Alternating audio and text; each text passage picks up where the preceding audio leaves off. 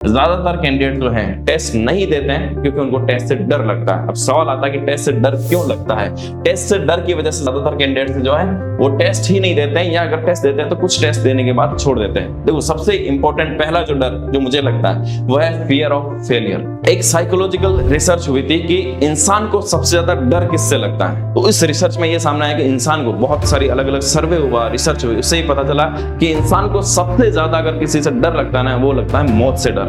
पहले नंबर पर जो डर आता है वो मौत का डर है, और उसके बाद जो दूसरे नंबर पर जो सबसे बड़ा डर आता है, इंसान का जो सबसे बड़ा डर है वो है फियर ऑफ फेलियर। फेल होने का डर दूसरे नंबर पर आता है। और मैं आपको बताता हूं, बहुत ऐसे बहुत सारे लोग हैं जो सिर्फ डर की वजह से अपनी जिंदगी में पीछे रह गए हैं ना।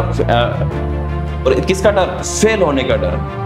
फेल होने की डर की वजह से लाइफ में बहुत पीछे रह गए। अगर हमने ये काम करना शुरू किया, अगर फेल हो गए तो, जो ये सवाल आता है ना, फेल हो गए तो, इस डर ने बहुत सारे लोगों को जीवन में पीछे रख दिया। और जो इस डर को पार करके कि फेल हुए तो भी वापस एफर्ट करेंगे, है ना। डॉक्टर कलाम साहब का आपने एक कोट देखा होगा कि फेल का मतलब क्या होता है? First attempt in learning. ये हमारा फर्स्ट अटेम्प्ट मानो।